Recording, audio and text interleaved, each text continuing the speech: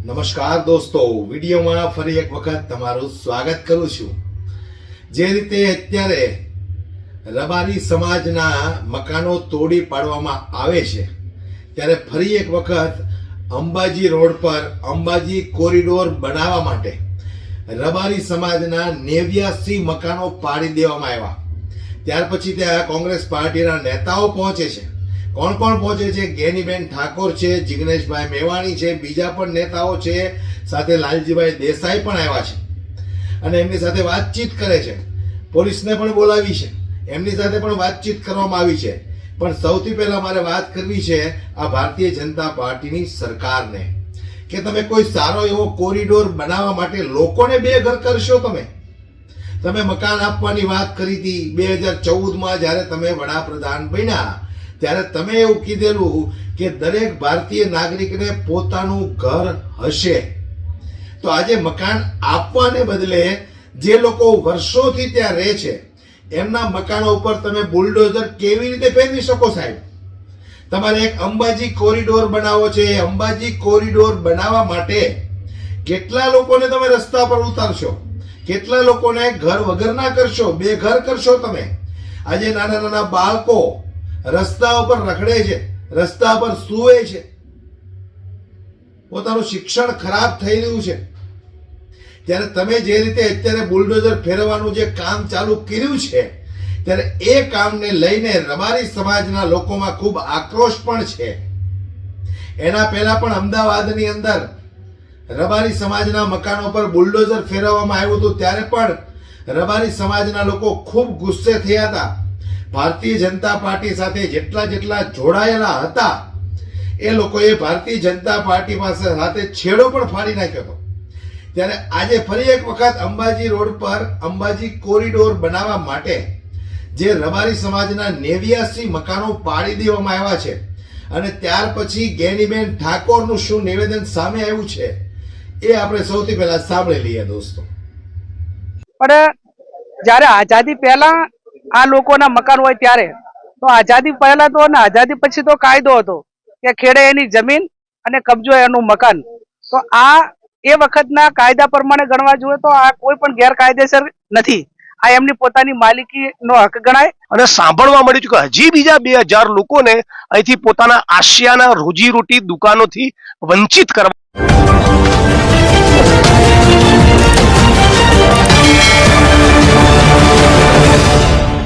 આજે અંબાજી મુકામે કાંતિભાઈ ખરાડી, જિગ્નેશભાઈ, હું, લાલજીભાઈ, અમારા કોંગ્રેસના સૌ આગેવાનો જે કોરિડોર બનાવવા માટે કરીને ગુજરાત સરકારે જે વર્ષોથી અહીંના તમામ સમાજના લોકો, ગરીબ લોકો એ પોતાના પરસેવાની કમાણીએ મકાન બનાવીને નાના મોટા મકાન બનાવી નાના મોટા ધંધા રોજગાર સાથે ગુજરાન ચલાવતા હતા।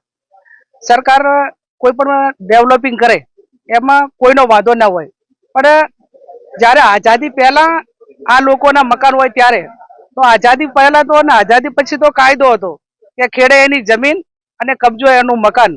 તો આ એ વખતના કાયદા પ્રમાણે ગણવા જોઈએ તો આ કોઈ પણ ગેરકાયદેસર નથી। આ એમની પોતાની માલિકીનો હક ગણાય અને માલિકીનો હક હોય ત્યારે એનું વેલ્યુશન ગણીને જે સ્થળમાં જે મકાન હોય કે આ મકાનનું વેલ્યુશન વર્તમાન સમયમાં આ પ્રમાણે થાય એ પ્રમાણે ગણીને એમને ચૂકવણું કર્યું હોત તો પણ કદાચ અમે પણ એમને સમજાવી અને પ્રયત્નો કરો। આજે પશુપાલન સાથે સંકળાયેલા છે, નાના મોટા ધંધા રોજગાર સાથે સંકળાયેલા છે અને કુદરતને અહીંયા દેર હોય પણ અંધેર ના હોય। માં જગદંબાના સાનિધ્યમાં ગરીબાના આંસુ આ લોકોએ જે પાડ્યા છે એ માં તો હંમેશા એના ચરણોમાં સ્થાન આપે, એ આશીર્વાદ આપે, કોઈનો હાથમાં દુભાય એવા આશીર્વાદ કદી માં જગદંબા અંબાજી ના આપે। એટલે હું માં જગદંબા અંબાજીને પ્રાર્થના કરું કે આવા લોકોને સદબુદ્ધિ આપે અને આવા ગરીબ લોકોને હેરાન કરવા માટેનું બંધ કરે। અમે કલેક્ટરને મળીશું અને આ લોકોને રહેવા માટે અને એમની જે માગણી છે એ માગણી કઈ રીતે ગ્રાહ્ય રહે એવા અમારા અંબાજીમાં કોરિડોર બનાવવાના નામે રબારી અને અન્ય સમાજના ગરીબ વર્ગોના અત્યંત બેરહેમી પૂર્વક રાતના અંધારામાં બુલડોઝર ફેરવી 80 લાખની કિંમતના, કરોડોની કિંમતના મકાનો તોડી એમને રસ્તે રજડતા કરી દીધા છે। અને અત્યારે વૈકલ્પિક વ્યવસ્થાના નામે થોડાક દિવસ રહેવા માટે જે જગ્યા આપી છે એ નકરા ખંડેર સમાન છે અને એવું ખંડેર છે જેનું છજુ ગમે ત્યારે કોઈનું માથું ફાડી શકે. આ ભારતીય જનતા પાર્ટીની સરકારનું અસલી ચરિત્ર છે.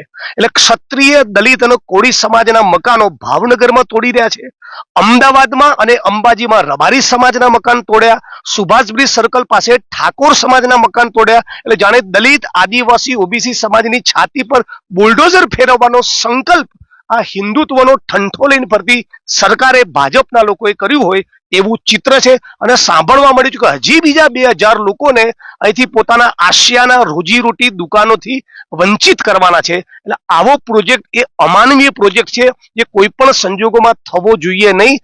અંબાજીના ધામમાં પ્રાંગણમાં જે લોકો બેઠા છે એનો એકડો આ સરકાર ભૂંસી નાખવા માંગે છે. એની વિરુદ્ધમાં જ્ઞાનીબેન ઠાકોર, કાંતિભાઈ, સેવાદળના અધ્યક્ષ લાલજીબેન, અમે બધા સંકલ્પબદ્ધ છીએ કે યોગ્ય વૈકલ્પિક વ્યવસ્થા અને આત્મસન્માન ન મળે ત્યાં સુધી આ પ્રોજેક્ટ અમે થવા દેવાના નથી.